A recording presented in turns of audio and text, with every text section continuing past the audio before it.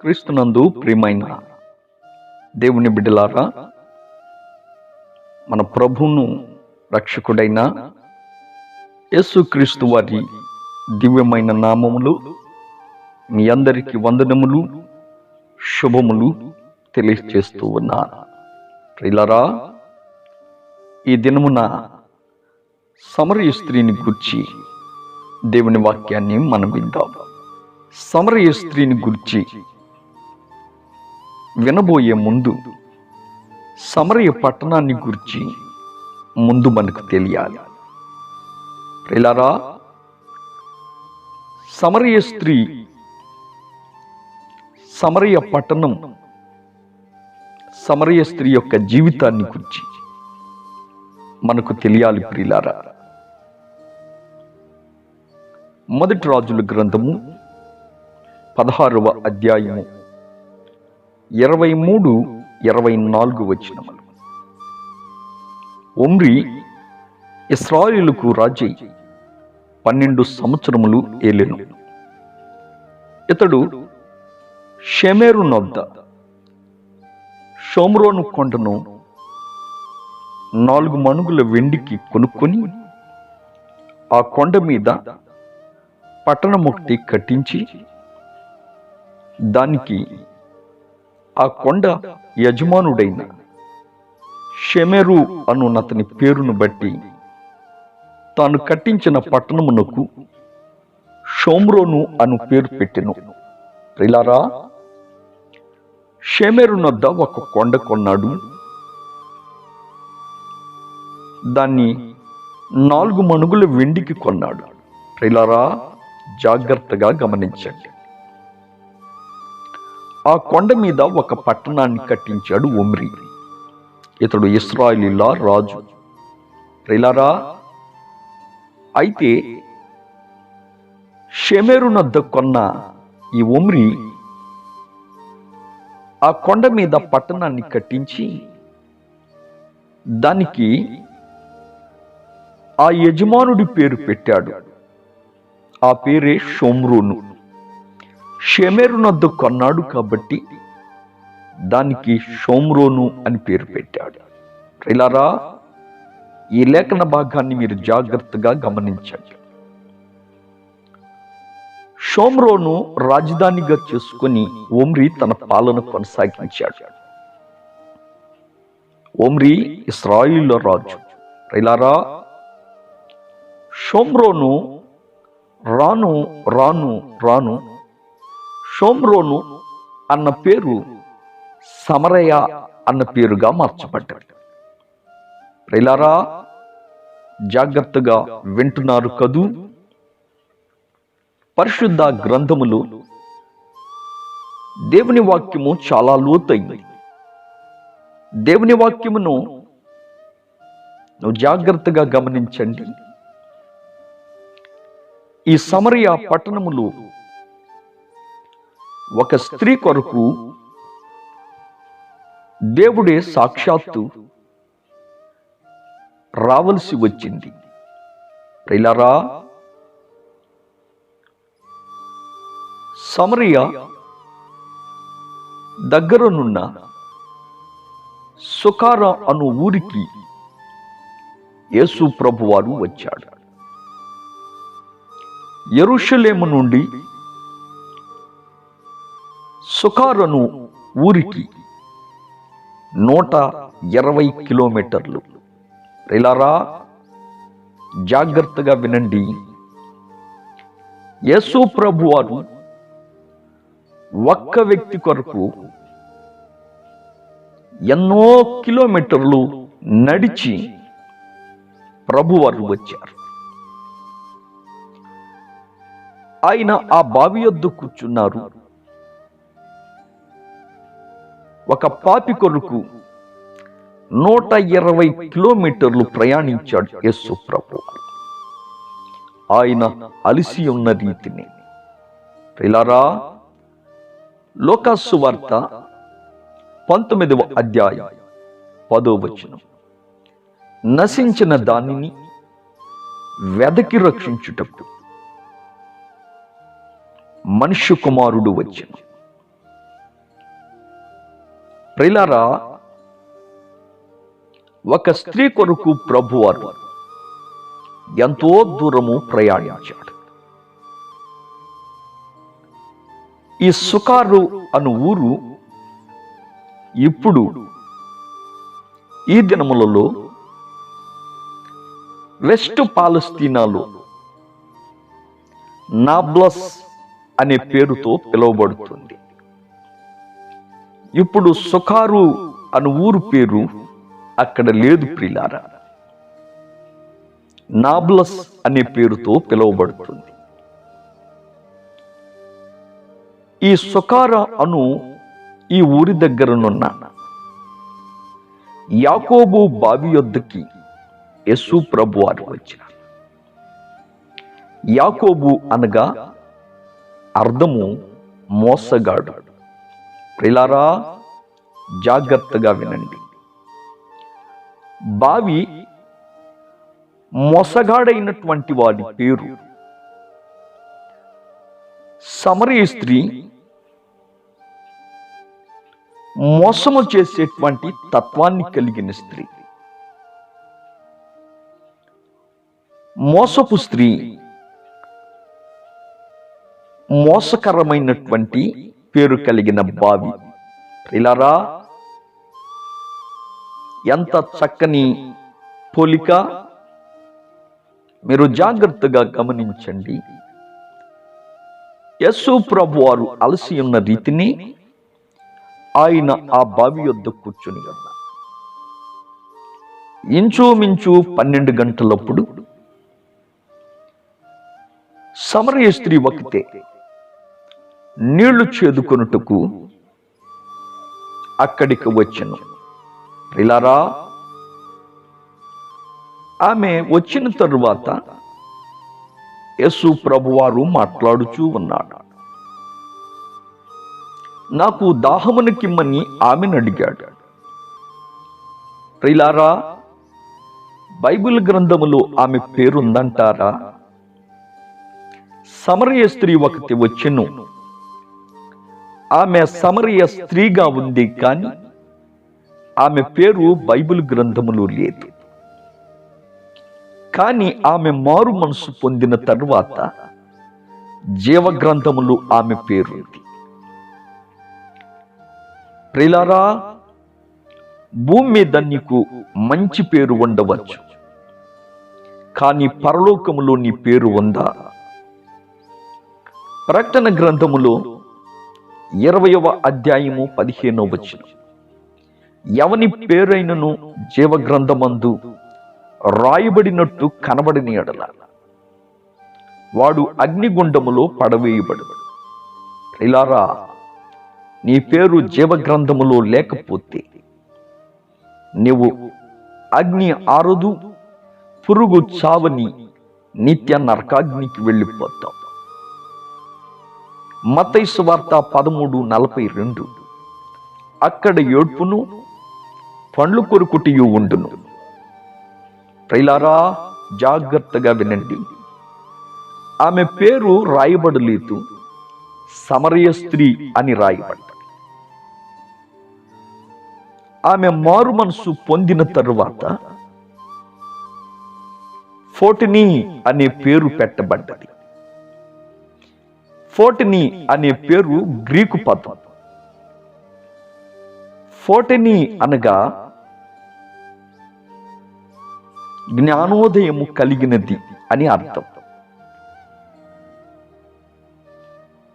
ప్రియులారా, యేసు ప్రభువారు ఎన్నిసార్లు ఆమెకు వాక్యం చెప్పారు?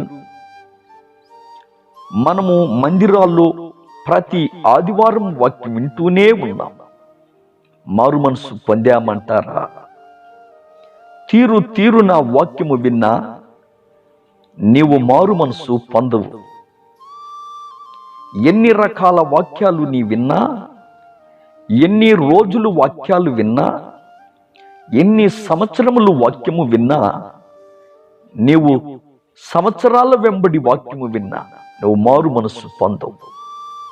సమరయ స్త్రీతో యేసు ప్రభువారు మాట్లాడింది, బోధించింది ఒక్కసారి.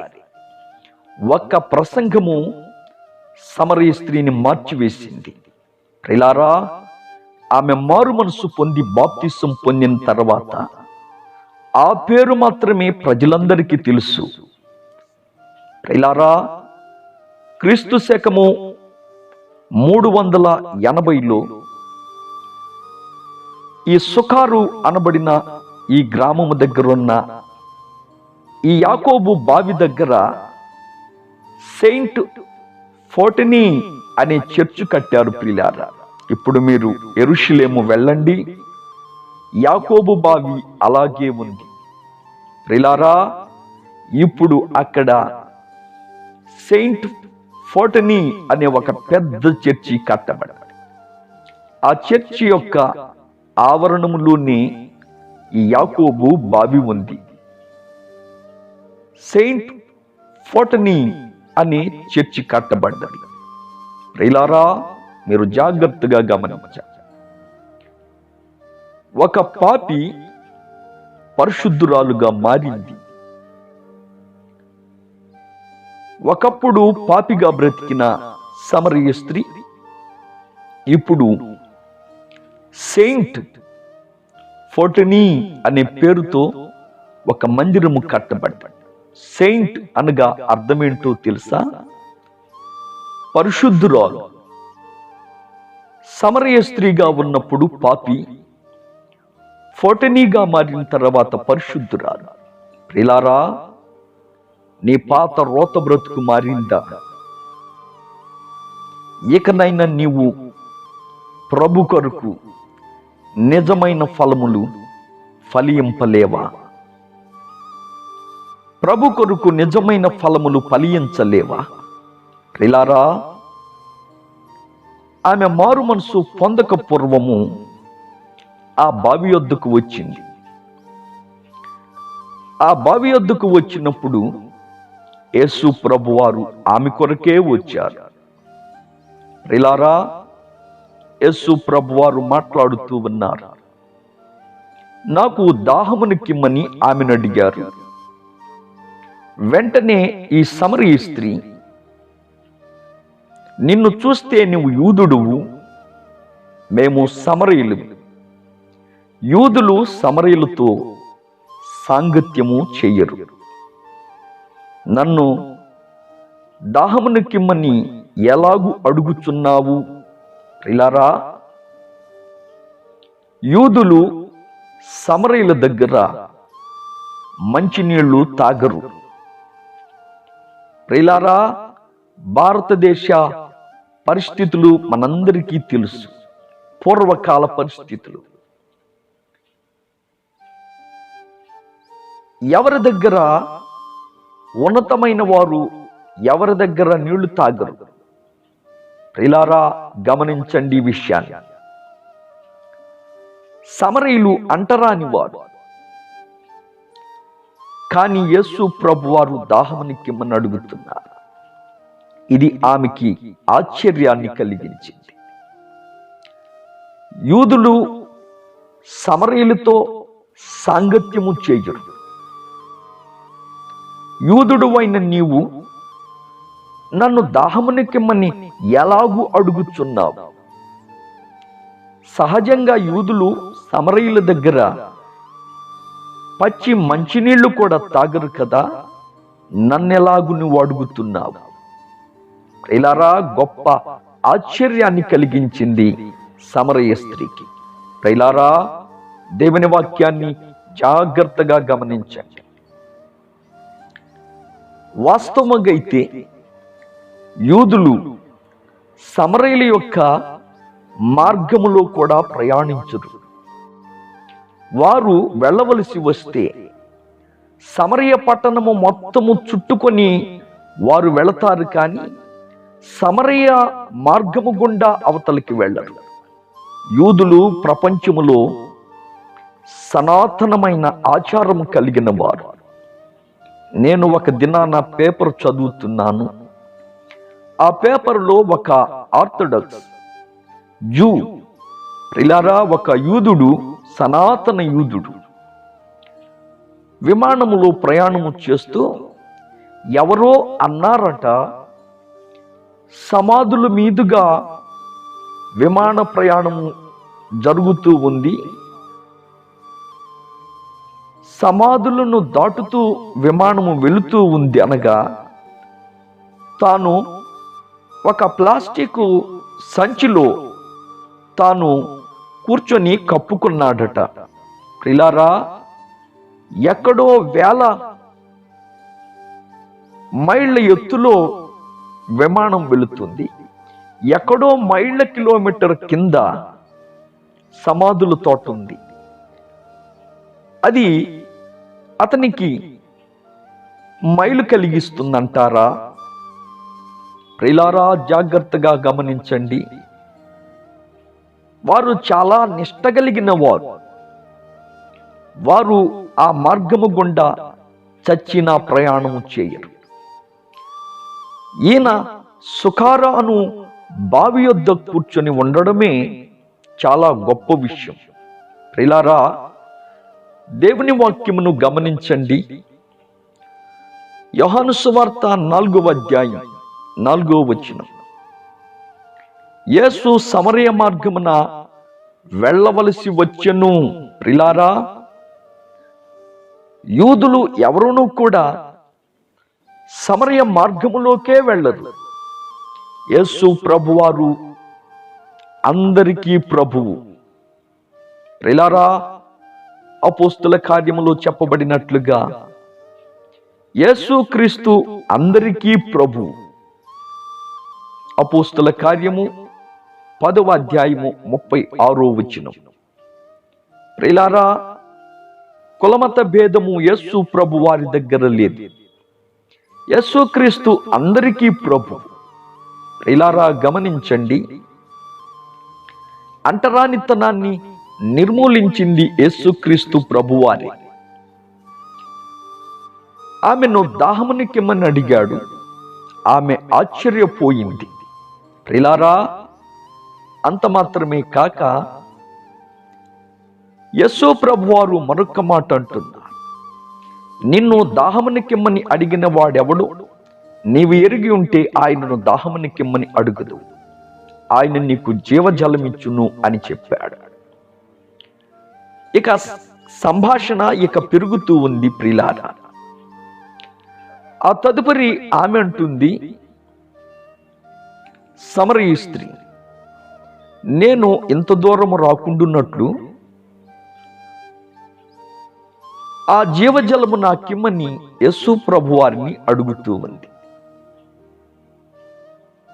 వెంటనే యేసు ప్రభు వారు అంటున్నారు, నీ వెళ్ళి నీ పెనిమిటిని తీసుకొని రమ్మని చెప్పగా వెంటనే సమరయ స్త్రీ అంటుంది, నాకు పెనిమిటి లేడని ఆయనతో చెప్పింది.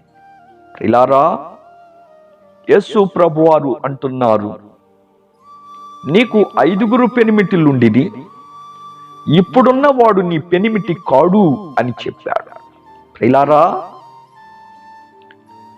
పెనిమిటి అన్న మాట చాలా గొప్ప పదం. ఈ మాట మీరు జాగ్రత్తగా గమనించండి. మొదటి వివాహము పెద్దలే నిర్ణయించి చేశారు. పెద్దల సమక్షములో వివాహము జరిగితే ఆ వ్యక్తిని మాత్రమే పెనిమిటి అని అంటారు. రెండో మారు కూడా వివాహం జరిగింది పెద్దల సమక్షములోనే. తల్లిదండ్రులే వివాహము చేసినట్టున్నారు. ఆ రెండో వివాహము భర్త కూడా పెనిమిటే. ప్రియులారా, పెద్దలు చేసే ప్రతి వివాహమును బట్టి ఆ భర్తను పెనిమిటి అని అంటారు. ప్రియులారా, జాగ్రత్తగా గమనించండి. ఈమె జీవితంలో మనము గమనించదగ్గ విషయం. ఎఫెసీయులకు రాసిన పత్రిక 5:22, స్త్రీలారా ప్రభువునకు వలె మీ సొంత పురుషులకు లోబడియుండుడి అన్నాడు. సమరయ స్త్రీ మొదటి వివాహం అయ్యింది. ప్రియులారా, గమనించండి. భార్య భర్తకు లోబడి ఉండాలి. మరి భర్తకు లోబడే తత్వము ఈ సమరయ స్త్రీలో లేనట్టుంది. భార్యలారా మీ భర్తలకు లోబడి ఉండుడి, భర్తలారా మీ భార్యలను ప్రేమించుడి. భర్త ఎంత ప్రేమించినా ఆ భర్తకు లోబడి కాపురమును చేసుకునే జీవితము ఈవిడలో లేదు. ఏదో ఒక సాకుతో ఆ భర్తను వదిలించుకోవడం, తర్వాత తల్లిదండ్రులకి నిజము చెప్పకపోవడము, ఆ తరువాత మొదటి భర్త మీద నిందలు వేయటం, తర్వాత తల్లిదండ్రులు మరొక వ్యక్తిని చూసి రెండవ వివాహము చేయడం. ప్రియులారా, ఇలాగున 5 భర్తలను మార్చింది. 5 పెళ్ళిళ్ళు ఆమె చేసుకుంది. ఏ భర్తకి తాను లోబడలేదు. ప్రియులారా, చరిత్ర మొత్తము తెలుసు. సమరయ స్త్రీ అజ్ఞాని కాదు. సమరయ స్త్రీకి పితరుల కాలము నుండి జరిగిన సంగతులన్నీ క్షుణ్ణముగా చెప్పగల జ్ఞానము కలిగిన స్త్రీ. ప్రియులారా, జ్ఞానము కలిగిన స్త్రీయే కానీ తన భర్తకు లోబడే తత్వము ఆమెలో లేదు. ఈ లోక జ్ఞానము దేవుని దృష్టికి వెర్రితనమే. ఈ లోక జ్ఞానాన్ని తాను కలిగి ఉంది, కానీ భర్తతో ఎలా జీవించాలో తనకు తెలియదు. లోబడే తత్వము ఆమెలో ఎక్కడనూ లేదు. ప్రియమైన దేవుని బిడ్డలారా, సమరయ స్త్రీ 5 భర్తలను మార్చింది, కానీ తాను ఎవరికి లోబడలేదు. దేవుని బిడ్డలారా, దేవుని వాక్యమును గమనించండి. ఈ 5 వదిలివేసింది. చివరాఖరిగా తల్లిదండ్రులు కూడా తనను నమ్మడం మానేశారు. ఎందుకో తెలుసా?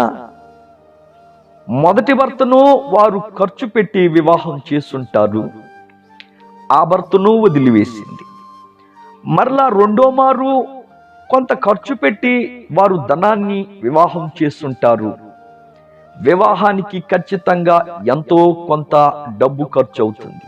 ప్రియులారా, డబ్బు ఖర్చు కాకుండా ఏ వివాహము జరగదు. అయితే 5 పెనిమిటలను మార్చింది, కానీ 5 పెళ్ళిళ్ళకి తల్లిదండ్రులు ఎంత ఖర్చు పెట్టుంటారు? అయితే వారికి ఒక్కటి అర్థమైంది. ఈమె ఏ భర్తతో సంసారము చేయదు అని తల్లిదండ్రులకి అర్థమైంది. 5 పెళ్ళిళ్ళ తర్వాత ఇక పెళ్లి చేయడం వారు మానేశారు. ప్రియులారా, తల్లిదండ్రులకు కూడా ఈమె పైన నమ్మకం పోయింది. ఎన్ని వివాహాలు చేసినా ఈమె భర్తతో కాపురము చెయ్యదు అని వారికి అర్థమయ్యింది. ప్రియులారా, జాగ్రత్తగా గమనించండి. భర్తకి లోబడండి. నీ భర్తకు లోబడమని దేవుడే చెప్పాడు. భార్యలారా మీ భర్తలకు లోబడి ఉండుడి, భర్తలారా మీ భార్యలను ప్రేమించుడి. ప్రియులారా, చివరాఖరిగా తల్లిదండ్రులకు కూడా ఆమెపై నమ్మకం పోయింది. 5 భర్తలు వెళ్ళిపోయారు. ఇప్పుడు ఖాళీగా ఉంది. అయితే యేసు ప్రభువారు ఈమె గుట్టు రట్టు చేశాడు. యేసుక్రీస్తు ప్రభువారు ఈమె చేసినవన్నీ ఆయన విశదపరిచాడు. నేను చేసినవన్నీ నాతో చెప్పిన వాణ్ణి అని ఆమె సాక్ష్యం ఇచ్చింది. ప్రియులారా, ఆమె చేసినవన్నీ యేసు ప్రభువారు స్పష్టముగా చెప్పాడు. ప్రియులారా, గమనించండి. నీకు 5 పెనిమిటిలుండిరి. ఇప్పుడున్నవాడు నీ పెనిమిటి కాడు. నీ పెనిమిటి కాడు అంటే నీ పెనిమిటి కాడు అంటే ఇంకొకరి పెనిమిటి. ప్రియులారా, ఈమె క్రమమైన సంబంధాల్లో లేదు. క్రమమైన సంబంధము అంటే తల్లిదండ్రులు చూసి వివాహము చేస్తే అది క్రమమైన సంబంధం. ఇప్పుడు క్రమమైన సంబంధం కాక అక్రమ సంబంధానికి వెళ్ళిపోయి ఎవరో స్త్రీ భర్తని ఇప్పుడున్నవాడు నీ పెనిమిటి కాడు అన్నాడు యేసు ప్రభువు. నీ పెనిమిటి కాడు అంటే ఇంకొకరి పెనిమిటి. అక్రమ సంబంధములోకి వెళ్ళిపోయి ప్రియులారా, ఈమె వేశ్య కాదు, వ్యభిచారి కాదు, జార స్త్రీ కాదు, ఈమె అక్రమ సంబంధాన్ని కలిగిన స్త్రీ. ఏ పదానికి ఆ పదము ప్రత్యేకమైనటువంటిది. అన్ని పదాలు ఒక్కటిగా సరిపోవు ప్రియులారా. ఈమె అక్రమమైన సంబంధాన్ని కలిగి ఉంది. యేసు ప్రభువారు దానిని చెప్పాడు. నీకు 5 పెనిమిటిలుండిరి, ఇప్పుడున్న వాడు నీ పెనిమిటి కాడు. ప్రియులారా, వేరొక స్త్రీ యొక్క భర్తను లాలన మాటల చేత వలవేసేవారు ఎంతమంది లేరంటారు? జాగ్రత్తగా గమనించండి. బైబిల్లో కూడా జార స్త్రీలు ఉన్నారు. లోకములో వారే ఎక్కువగా కనబడుతూ ఉంటారు. ప్రియులారా, దేవుని వాక్యాన్ని విందాం. పరిశుద్ధ గ్రంథములో నుండి సామెతలు 5వ అధ్యాయము 3వ వచనం. జార స్త్రీ పెదవుల నుండి తేనె కారును. ప్రియులారా, జాగ్రత్తగా విన్నారు కదూ. జార స్త్రీ పెదవుల నుండి తేనె కారును, దాని నోటి మాటలు నూనె కంటే నునుపైనవి, ఎవరైనా పడిపోవలసిందే. ప్రియులారా, ఈమె అక్రమ సంబంధములు ఆ వ్యక్తి పడ్డాడు అంటే ఈమె ఎటువంటి మాటలు మాట్లాడగలదు? మీరు గమనించండి. ఈమె లాలన మాటలు. వేరొక భార్యకి భర్త అతను.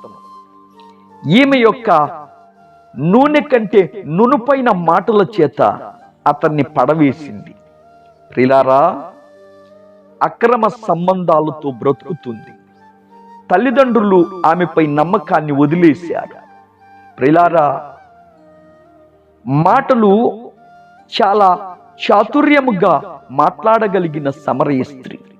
ప్రియులారా, ఆ వ్యక్తిని తన మాటల చేత పడవేసింది. దేవుని వాక్యములో ఎలా రాయబడ్డది? సామెతలు 22వ అధ్యాయము 14వ వచనం. వేశ్య నోరు లోతైన గొయ్యి అని రాయబడ్డది. ప్రియులారా, ఈమె వేశ్య కాదు, కానీ వేశ్యల గురించి జ్ఞాని అయిన సొలొమోను రాస్తున్నాడు. ఎందుకంటే బైబిల్లో ఎక్కువ మంది స్త్రీలను పెళ్లి చేసుకున్న వారిలో సొలొమోను, బైబిల్లో ఎక్కువ మంది పురుషులని పెళ్లి చేసుకున్న వారిలో సమరయ స్త్రీ. వీళ్ళిద్దరూ బైబిల్ గ్రంథములో మీరు గమనించండి వారి జీవితాలను. ఈమె వేశ్య కాదు ప్రియులారా, అక్రమ సంబంధాన్ని కలిగిన వ్యక్తి. వేశ్య నోరు లోతైన గొయ్యి. ప్రియులారా, వేశ్య యొక్క వలలో పడ్డావంటే నువ్వు గోతిలో పడ్డట్టే. దానిలో పడిన వాడు మరలా తిరిగి లేవడు. ప్రియులారా, జాగ్రత్తగా గమనించండి. చిలక పలుకులు పలకగలిగిన వ్యక్తి అక్రమ సంబంధాలు కలిగినటువంటి వారు మాత్రమే. వారు తమ మాటల చేత అవతల వారిని పడవేయగలరు. జాగ్రత్త సుమా. యెహోవా యందు భయభక్తులు కలిగి నువ్వు జీవించాలి. దైవజనుని గద్దింపు నీ జీవితానికి ఆశీర్వాదం. దేవుడు సమరయ స్త్రీని గద్దిస్తున్నాడు. ఇండైరెక్ట్ గా గద్దింపుతో కూడిన వాక్యం. పాపమునకు పశ్చాత్తాపడ్డది, తిరగబడలేదు. ప్రియులారా, ఈ దినములలో పాపమును గద్దిస్తే తిరుగుబాటు చేస్తున్నారు. యేసు ప్రభువారు ఆమె పాపాన్ని గద్దించారు. ప్రియులారా, సామెతల గ్రంథం 12:1, శిక్షను ప్రేమించువాడు జ్ఞానమును ప్రేమించువాడు, గద్దింపును అసహించుకున్నవాడు పశుప్రాయ. గద్దింపును అసహించుకున్నవాడు పశుప్రాయ. సమరయ స్త్రీ యేసు ప్రభువారు గద్దించినప్పుడు తన జీవితాన్ని సరిచేసుకుంది. ప్రియులారా, నీ జీవితం ఎలా ఉంది? నీ స్థితి ఎలా ఉంది? సామెతలు 28:13, అతిక్రమములు దాచిపెట్టువాడు వర్ధిల్లుడు, వాటిని ఒప్పుకొని విడిచిపెట్టువాడు కనికరము పొందును. ప్రియులారా, యేసు ప్రభునొద్ద ఆమె తన పాపమును ఒప్పుకుంది. యేసు ప్రభువారు అన్నారు, నీకు 5 పెనిమిటిలుండేవి, ఇప్పుడున్న వాడు నీ పెనిమిటి కాడు. ఎప్పుడైతే ఆయన ఆ మాట చెప్పాడో తన హృదయము గద్దించబడి సత్యమే చెప్పితివనెను. ప్రియులారా, తాను ఒప్పుకుంది. నీ పాపమును బట్టి దేవుని మందిరములో, దేవుని సన్నిధానములో మోకాళ్ళుంచి కన్నీరు కార్చి నేను పాపిని అని ఒప్పుకున్నావా? నీ పాపమును ఒప్పుకుంటే పరలోక రాజ్యం, నీ పాపమును ఒప్పుకొనకపోతే నిత్య నరకానికి వెళ్ళిపోతా. నీ పాపమును బట్టి నిత్య నరకాగ్నిలో అగ్ని ఆరదు, పురుగు చావదు. అక్కడ ఏడ్పును పండ్లు కొరుకుటి ఉండును. ప్రియులారా, జాగ్రత్త. సమరయ స్త్రీని గూర్చి నీ వాక్యము వింటున్నావు. సమరయ స్త్రీ తన పాపమును ఒప్పుకొని ఒక్కసారే తాను దేవుని వాక్యాన్ని వింది. ఒక్క ప్రసంగము ద్వారా మారు మనసు పొంది. నీ జీవితమును ఒక్కసారి పరిశీలన చేసుకో. దేవుని బిడ్డలారా, నీ పాపమును బట్టి నువ్వు పశ్చాత్తాపడితే ఆయన అమూల్యమైన రక్తముతో నిన్ను కడుగుటకు ఆయన సిద్ధముగున్నాడు. నీ కొరకు కొట్టబడ్డాడు. నీ కొరకు శరీరమంతా కొరడా దెబ్బలు, ఆయన 2 చేతులలో చీళ్ళు, ఆయన 2 కాళ్లలో చీలలు, ఆయన ప్రక్కలో బల్లిపు పోటు. నీ కొరకు ఆయన చిత్రవధగా ఆయన శ్రమలను అనుభవించాడు. తన రక్తమంతయు కార్చి, చివరి రక్త బిందువు నీ కొరకే కార్చి, నీ కొరకై ఆయన శ్రమను పొందినవాడిగా కనబడతాడు. ఆయన కుమారుడైన యేసు రక్తము ప్రతి పాపము నుండి మనల్ని పవిత్రునిగా చేయి. 1 యోహాను పత్రిక 1:7. ప్రియులారా, ఆయన కుమారుడైన యేసు రక్తము ప్రతి పాపము నుండి మనల్ని పవిత్రునిగా చేయి. నీ పాపమును సమరయ స్త్రీ వలె ఒప్పుకుంటే నీ పాపమంతా తన రక్తము చేత కడగడానికి ఆయన సిద్ధముగా ఉన్నాడు. నేడే రక్షణ దినము. నేడే నీవు ప్రభుని నమ్ముకో. నీవు నమ్మిన యెడల దేవుడు నిన్ను నిండారుగా ఆశీర్వదిస్తాడు. దేవుడు నిన్ను, నీ కుటుంబమును ఆయన నిండారుగా ఆశీర్వదించునుగాక. ఆమేన్. ఆమేన్.